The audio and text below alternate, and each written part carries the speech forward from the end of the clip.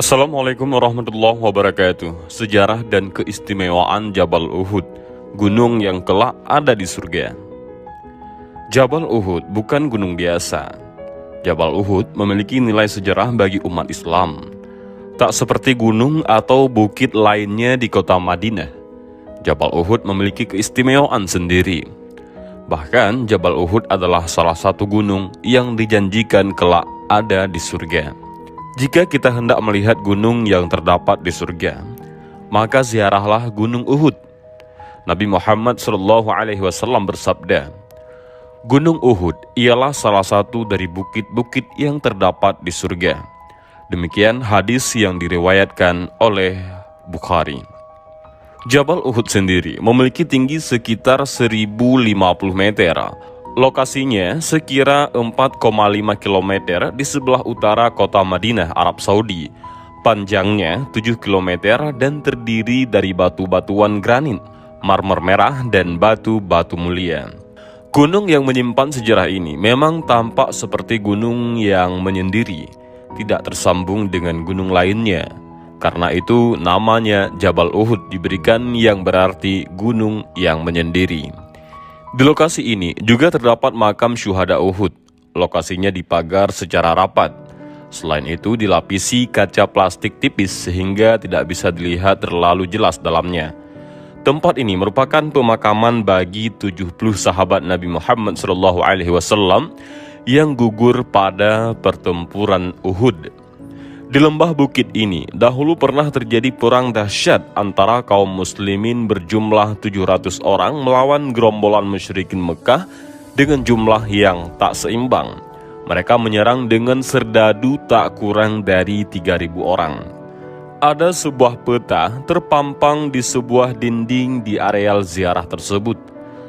Peta tersebut kurang lebih menceritakan alur pergerakan perang Uhud. Perang ini terjadi pada 15 Syawal 3 Hijriah atau Maret 625 Masehi. Itu terkenal dengan nama Perang Uhud. Dalam lembah yang berada di kaki Gunung Uhud, pernah terjadi sebuah perang dahsyat antara kaum muslimin yang berasal dari Madinah yang dipimpin Nabi Muhammad SAW dengan kaum musyrikin Quraisy dari Mekah. Soal jumlah pasukan kaum muslimin yang ikut berperang sangat timpang. Awalnya ada 1.000 orang, tetapi ada sejumlah orang-orang munafik yang ikut perang tersebut mengundurkan diri dan kembali ke Madinah. Alhasil, total pasukan yang dipimpin sendiri Rasulullah SAW berjumlah 700 orang, sementara musuh terdiri dari 3.000 orang musyrikin Quraisy. Terjadi pertempuran hebat. Dalam peperangan tersebut, kaum muslimin sebenarnya telah mendapatkan kemenangan dan kaum musyrikin pontang-panting. Namun, para pemanah yang berada di atas gunung Ar-Rimah tergoda melihat barang-barang berharga yang ditinggalkan oleh kaum musyrikin tersebut. Dan akhirnya para pemanah ini meninggalkan posnya. Mereka turun dari bukit hingga lupa pesan Rasulullah agar mereka tidak meninggalkan bukit tersebut. Semuanya turun kecuali komandannya, Abdullah bin Jabir, dan 6 pemanah lainnya. Alhasil, melihat situasi itu, Khalid bin Walid, yaitu komandan Quraisy saat itu dan belum masuk Islam, memanfaatkan keadaan membawa pasukan berbelok dari arah belakang pasukan Islam, dan pasukan kaum muslim mengalami kekalahan yang tidak sedikit. Korban dari pasukan Islam pun berjatuhan. Perang ini menggugurkan 70 sahabat Nabi, termasuk 7 pahlawan Uhud. Yang paling membuat Rasulullah terpukul dan sedih adalah gugurnya sang paman, Hamzah bin Abdul Muttalib. Ada beberapa keutamaan atau keistimewaan Jabal Uhud. Pertama, Jabal Uhud merupakan gunung yang ada di surga. Jika ingin melihat bukit yang ada di surga, maka berziarahlah ke Bukit Uhud sebagaimana Nabi pernah bersabda, Bukit Uhud adalah salah satu dari bukit-bukit yang ada di surga. Demikianlah hadis yang diriwayatkan oleh Al-Bukhari. Kedua, Rasulullah mencintai Jabal Uhud. Gunung Uhud adalah gunung yang mencintai kami dan kami juga mencintainya.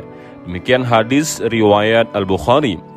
Jabal Uhud pernah bergetar ketika Nabi Muhammad SAW berjalan di atasnya bersama Sayyidina Abu Bakar, Umar, dan Utsman radhiyallahu an.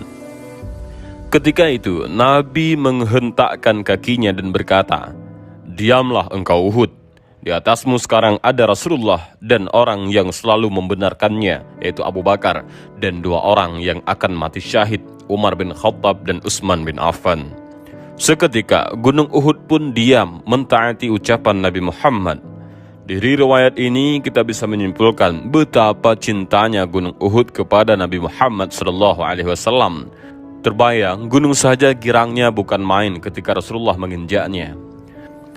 Dan umumnya, pihak penyelenggara umrah ataupun travel umrah mengagendakan untuk mengajak para jamaah untuk berziarah ke makam para syuhada di Jabal Uhud.